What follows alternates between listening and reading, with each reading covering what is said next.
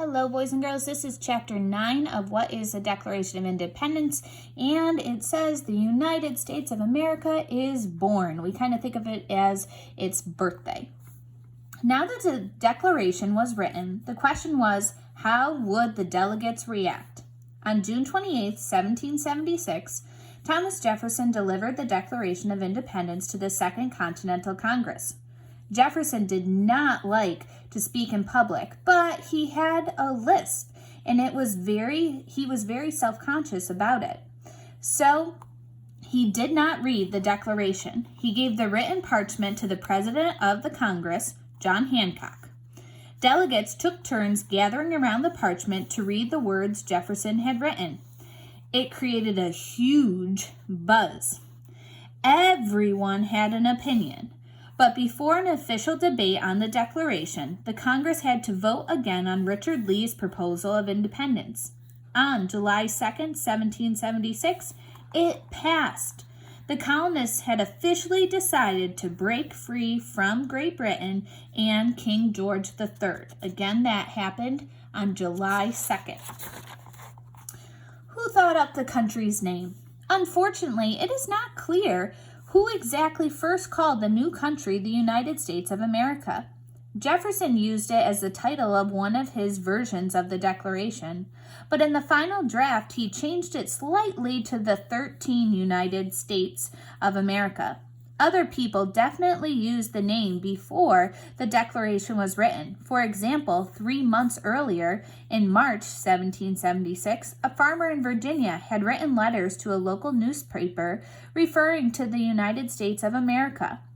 And a couple of months before that, one of Washington's officers used the same name in a letter about hoping to travel to Spain to get that country's help for the war to create the United States of America. So who really knows exactly when we started calling ourselves the United States of America? John Adams was so excited about the vote on Lee's declaration that he quickly wrote a letter to his wife Abigail. He said that July 2nd would be celebrated across the colonies as the birth of the new nation for years to come. Adams was only 2 days off. So boys and girls, really when everything got passed was July 2nd. And Adams said, we're going to celebrate this for years to come. Do we celebrate July 2nd? Not so much. Then the debate started on the Declaration. And very quickly, Thomas Jefferson grew annoyed. He sat in a steamy assembly room where the Second Continental Congress was meeting and listened to the delegates pick apart his words.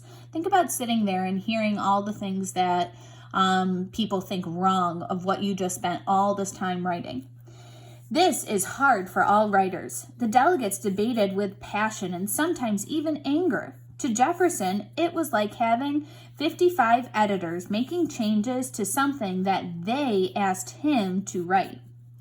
Some changes were minor and didn't bother Jefferson at all, but other changes made Jefferson furious. He had originally included language condemning slavery. Most of the delegates from the South, including Jefferson, owned slaves. But he felt strongly that the new country, based on freedom, could not allow slavery to continue. Think about that, boys and girls. If they're saying that all men are free and all men are created equal, doesn't that include all of those slaves that we've talked about?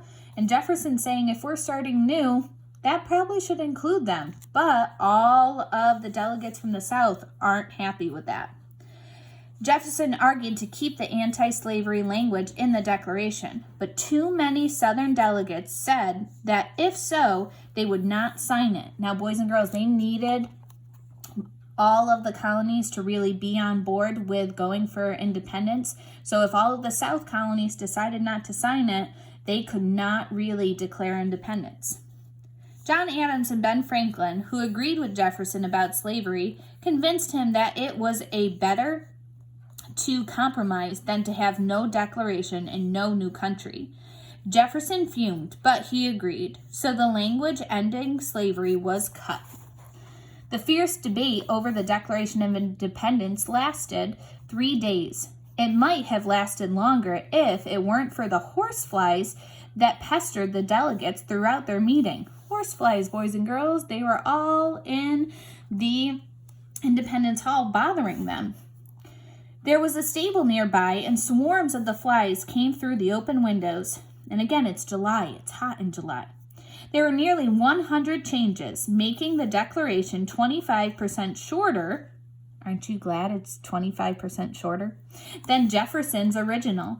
Jefferson returned to his room and wrote out the final version. He delivered it to the Second Continental Congress on the morning of July 4th, 1776. This is a date you need to remember forever. This is when really we are independent. There was no more debate, no more arguments.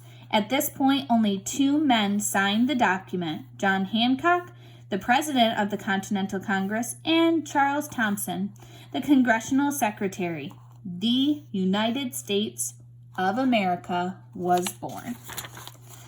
Hancock sent the document to a local printer to have about 200 copies made. By July 5th, they were being delivered to all of the colonies. One copy went to George Washington in New York, where he was stationed with his troops.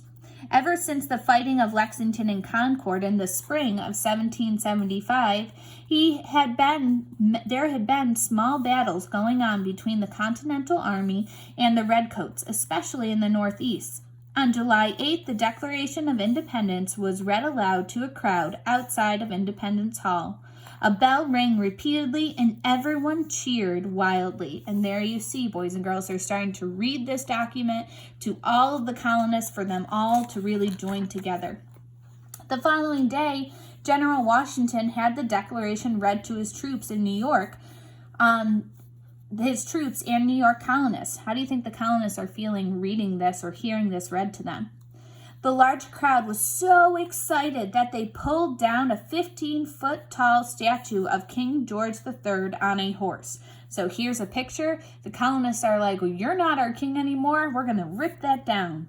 Legend has it that the statue was melted down to make more than 40,000 bullets for the American army. So they took that statue, melted it, and that's what they would use as bullets for their war that was coming up.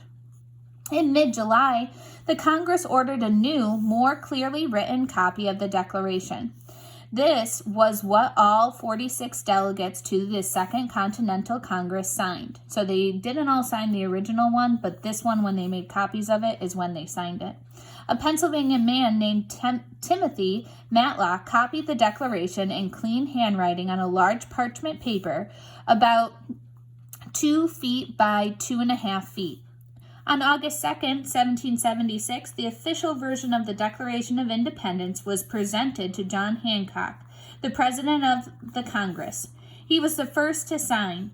50 delegates joined John Hancock that day in signing the document.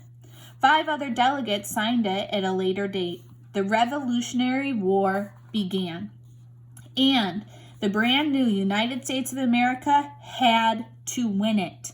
Losing was not possible. Boys and girls, this is huge, because if they lost after going after Great Britain and saying these things and declaring war on them, it would not be good.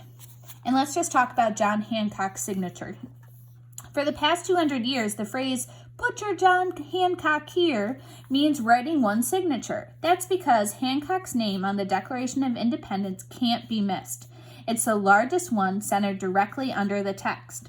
According to legend, Hancock wanted his name to be big enough so that the king could see it without putting on his glasses. But many historians say that it is only a story. They suggest that the real reason Hancock's signature is so big is that he signed it first. He didn't think about the fact that 55 other signatures had to fit in the empty space below it. And if you ever look at a copy of the Declaration of Independence, you always can see John Hancock's signature the biggest.